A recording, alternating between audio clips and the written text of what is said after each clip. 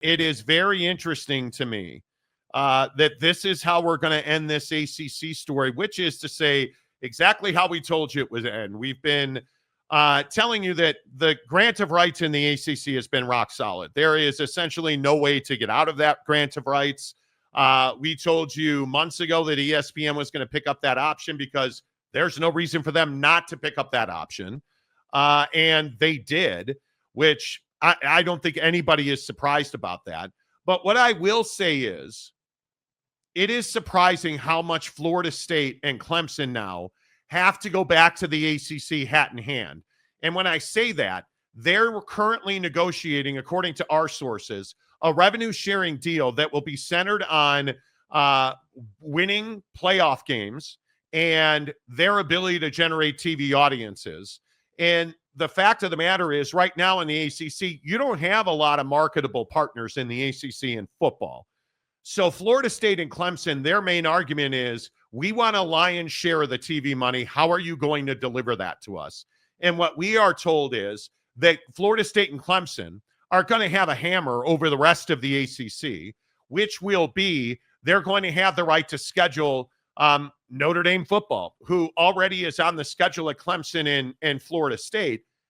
And now in this league, you are going to get paid if you draw the largest TV audiences during this season. And obviously, if you go to the college football playoff, now Florida State and Clemson are going to be able to keep a lion's share of the money they generate for the ACC for themselves. So as much as Florida State and Clemson are not going to be allowed to get out of their grant of rights, Jake, this also feels like a win on several levels for Florida State and Clemson. Yeah, I think the genesis of this whole conversation was Florida State and Clemson wanted to make more money, right? I mean, that's what that has been the issue for several years now, as this conversation has, grown and evolved and walked itself down the path. And I think that, Clemson and Florida State are two teams in the ACC and frankly in college football who have done enough winning to justify wanting more money, but at the same time haven't won a lot in the last couple of seasons. And so there's been this conversation where it's like, hey, we want to leave the conference. We want to find greener pastures. But then at the same time, they have not been able to do that. And they've spent a ton of money in legal fees and in legal effort to try to get this done, try to get out of the league. And so when they realized they couldn't get out of the league, then they had to revert back to, okay, well, there's got to be nefarious activity with ESPN, which is when that whole contract situation happened where they wanted a, behind the curtain look at the ACC TV deal with ESPN. Okay, nothing was found there. So now we come back to square one, which is what we've been telling you would happen for several months now, where it's a performance-based revenue sharing model in the ACC, which basically just means that the top dogs, Clemson, Florida State, and anyone else who competes consistently at the top of that league is going to have the ability to make more money than other members in that conference because they're playing bigger games and probably winning some of those bigger games. So I guess this appeases the situation for now, but I'm still not convinced that Florida State somehow is not always going to be the complainer in the room. Florida State has shown that with their leadership, they're always going to be complaining. They're always going to be the ones saying they need more money and they need more opportunity. And I think that's what's difficult when you look at college football in the bigger picture is that brands like Florida State and Clemson and, whoever else you want to point to in the ACC are always trying to improve their position. The problem is they don't have a lot of opportunity to do that because of this grant of rights situation with ESPN. And of course, as we've talked about so much, the ESPN deal is a really good deal for ESPN. Yes, it is. And so that's why they extended. That's why they put themselves in a position where they wanted to continue that deal through 2036. So frankly, nobody's surprised that ESPN exercised their option. It's more about, not at all. It's more about, hey, how do we as Clemson and Florida State, and really Notre Dame kind of get into this place where we can all make more money, we can all compete with the big boys, and we can all get in the college football playoff with regularity. And my point is, hey, that's cool. You've got, you've leveraged yourself into this revenue sharing situation, but you still have to go out and win football games. Yeah, I see. And I think that will handle itself, certainly at Florida State. I think that will handle itself. But again, for everybody that's in the Notre Dame needs to join a conference. No, they don't. Notre Dame played a significant role in saving the ACC. Notre Dame gets to schedule who they want. And now Notre Dame has access to the biggest teams in the ACC on the football field, which allows Notre Dame access to the college football playoff. And I'll say probably what a lot of people don't want to say. Notre Dame probably saved the ACC conference here, because if Notre Dame doesn't agree to schedule with Florida State and ACC, or Florida State and Clemson and several of the members of the ACC, there's not a whole lot of butter for the toast, if you will, right? There's not a whole lot of money-making opportunities. If you are Florida State and Clemson, you've now negotiated a deal, or you're in the process of negotiating a deal, from what we're told, that's going to give you access to, and pretty much a monopoly and a guarantee of, you're going to get a lion's share of the TV money. This money that's going to be put into a communal fund, if you will, that then will be doled out to the football teams that generated the most TV ratings. That when you go to the college football playoff, that money is going to be lopsidedly distributed to the teams that actually participated in the college football playoff, which is not standard operating procedure. I'm telling you, it is what we have heard for years now, 2 full years. The Big 12 is doing it. I know that the Big 12 is working on it. The ACC is working on it, obviously. Performance-based revenue distribution has to be the future. It has to be the standard, really, for any conference to thrive and survive and to hang on to their biggest brands. Because if Florida State has no incentive, they're going to continue to chip away at this grant of rights. And the way that you do that is you chip away at the other members of the conference, and you try to essentially be a bad actor so that other people don't want to be in the conference anymore. And nobody wins in that scenario. And I think Florida State found that out the hard way, that when you're the jerk in the room, the people on the outside, I don't know, like the Big Ten and the SEC. And as I've told you from day one, they were never going to the Big Ten. That was never a possibility.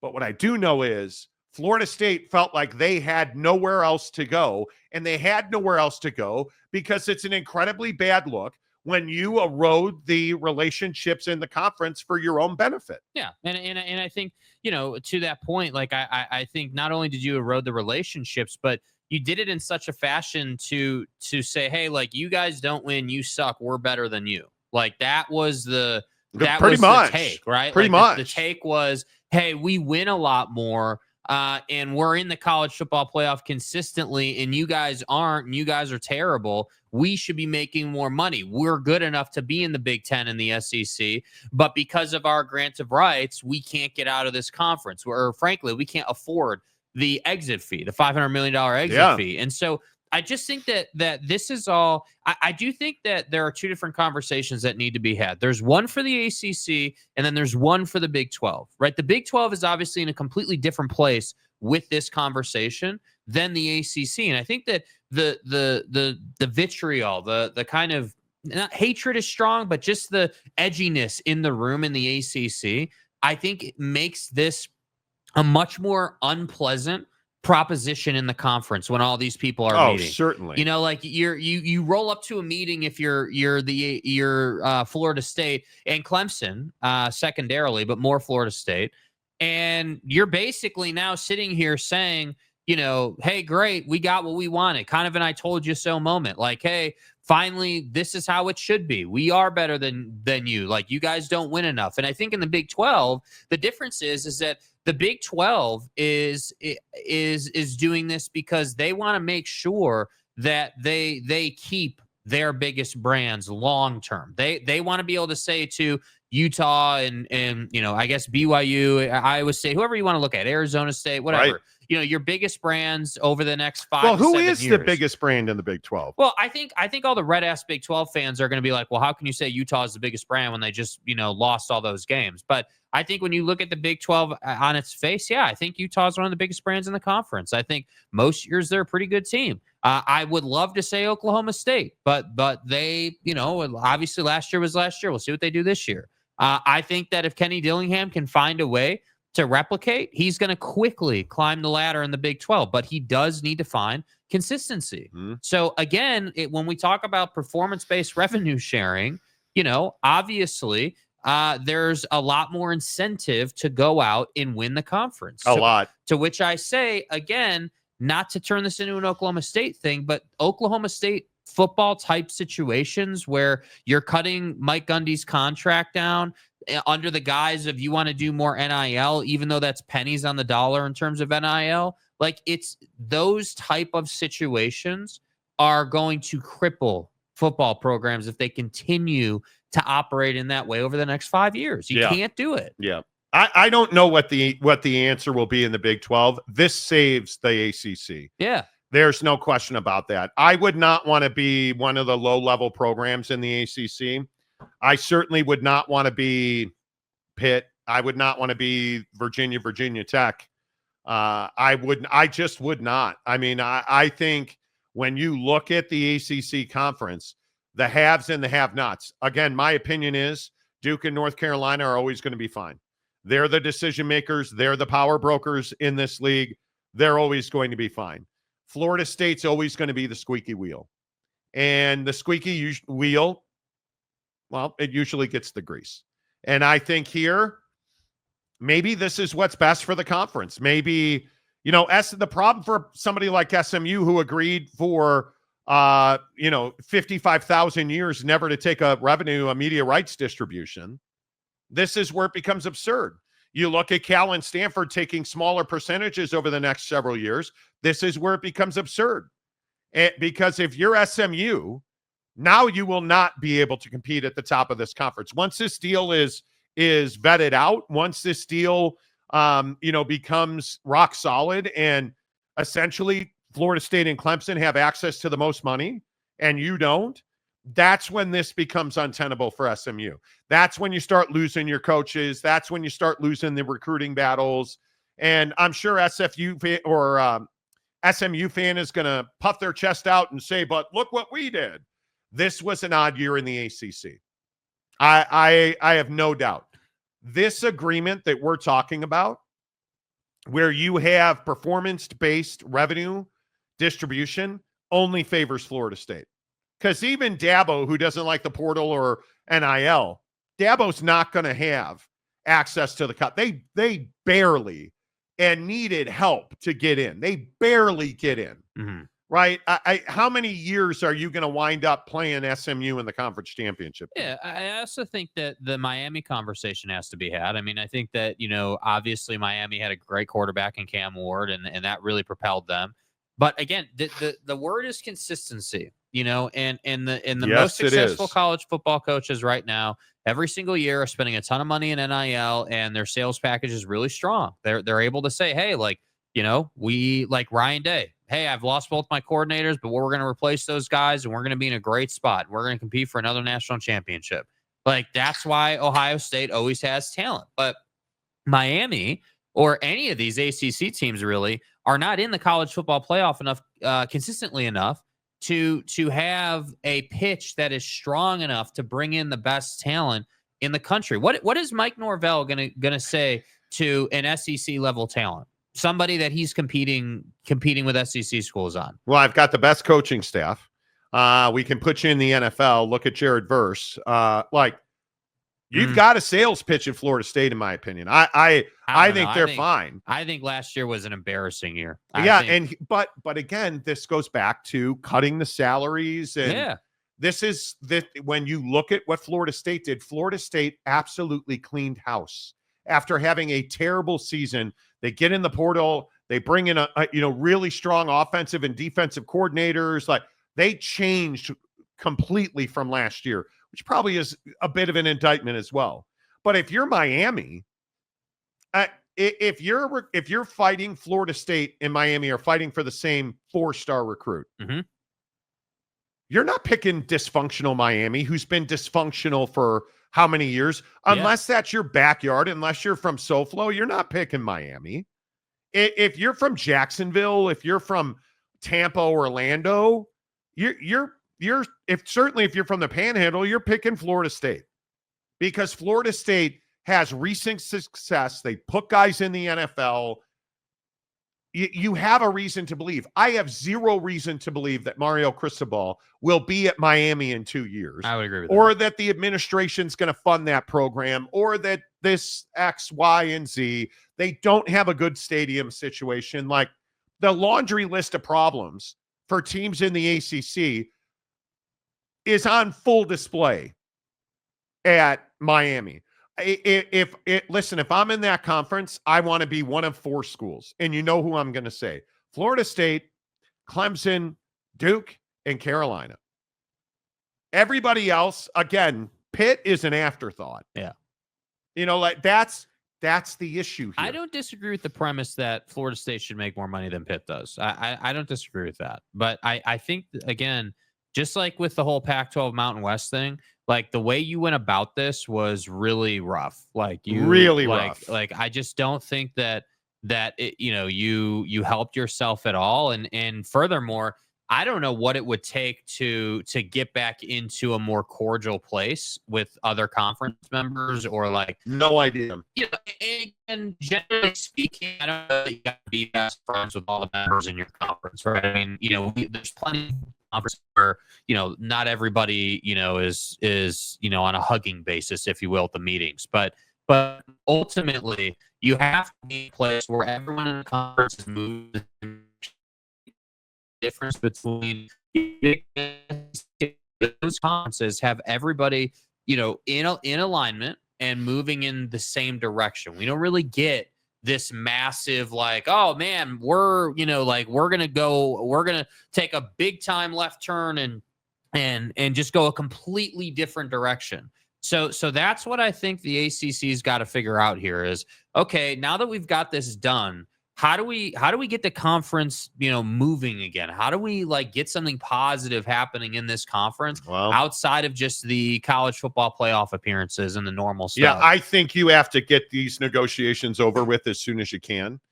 And I think you're going to have to find a way to storytell the rest of your members. Because I'd also point out, wasn't just Florida State who didn't play well last year. Yeah. This league did not have a lot of wins in November and December, if we're being honest. And is there anybody here watching this show who believes somewhere out of nowhere that all of a sudden Syracuse is going to continue to be some kind of offensive juggernaut? Because I don't. And when I look at the ACC to end the year, who was really playing well at the end of the year? Syracuse and Louisville. Right. You look at, and Syracuse won 4 in a row to end the year and finished with 10 wins. Is that really the norm now in the ACC? That Syracuse is going to finish with 10-win season? Come on. I think we all are well aware. Syracuse was a nice story. Can they do it again? Louisville on a 9-4. I could see Louisville consistently winning 9 games. Mm-hmm. Nobody would be shocked by that. Would you be shocked if Mario Cristobal for the next 3 years won 10 games? I would. I actually would be shocked. Would you be surprised if for the next 5 years Mike Norvell found a way to win 10 games? I wouldn't be surprised at all. I would not be surprised at all. Yeah. That's how I view the ACC. I don't view it as a, Yeah, I mean, I just think the ACC is inconsistent, just like any other conferences. And I think that, it's just tough because you don't have a ton of depth in that conference. There's not a lot of ways for you to get to the college football playoff. And that's what's difficult is like, I feel like the Big 12, also fights that dynamic a lot of like, hey, we have some good teams, but we don't have that big, like Florida State and Clemson are probably bigger brands nationally than anything the Big 12 has right now. With all due respect to Utah, like I think Utah's better than both of those teams, generally speaking. But from a branding perspective, like there isn't a brand in the Big 12. Yeah, like that's the hard part. And if you've got to pick one brand, I don't know who that would be. Yeah. Who's the biggest, or in the comments section, who's the biggest brand in the Big 12? I have no idea. Yeah. I mean, I'm with you. I would like to say it's Oak State. But can you really say that when they're coming off of a winless season and they cut, Mike Gundy's nuts off? I hate to say it because it's going to piss people off. Colorado's the biggest brand in this league right now. Well, and the hard part is, like, I don't even disagree with that, but the hard part is Utah flopping in year one really hurt this conference. Like, coming in and just having a dreadful, irrelevant season is just terrible. But again, who in this league was relevant last year? BYU, Colorado, and Arizona State. Those three. Now, I mean, you could make the argument, well, Kansas won a couple of massive football games down the stretch, but was Kansas relevant last year? Not really. Not really. This was BYU, Colorado, and Arizona State. Not in that order. I think Arizona State was the best team with Scatterboo, the Ram. Yeah. But I just think it's very difficult to look at this league and say, man, that's a brand. That's a football brand. Mm-hmm. I don't think you have that right now. And if Deion post-Shador is able to put up the kind of offense without Travis and Shador, okay, now we've got a brand. Yeah. And again, not to be a red ass, if Joey McGuire in Lubbock, if he can put this portal season, is there anybody that had a better year in the portal than Joey McGuire in any league around the country? I would say no. If Joey McGuire doesn't win 8, 9, 10 games, if he isn't at the top of this conference this year, what excuse are you going to come up with? Because now he's got talent all over the place. Yeah. Right? So I expect maybe Texas Tech is that team finally with this portal and this recruiting, and I expect them to be significantly better. I expect BYU to win 9 games again because their talent is still really good. I expect the teams in this league that have their quarterbacks returning, and it's a lot of them, to be significantly better. Yes. But is there anybody here who thinks Dave Aranda is going to win 10 games? But, like, that's a perfect example. Like, Dave is a perfect example of a guy who's just on cruise control. Just he's going to have a couple 8-win years, and he's going to have a couple 3-win years, and he's going to have a couple 9-win years and a couple 2-win. Like, you're not trying to build anything there. You're just kind of going with it. Let's get into the comments section. Who's the brand in the Big 12? Are you surprised that the ACC survived? We're not.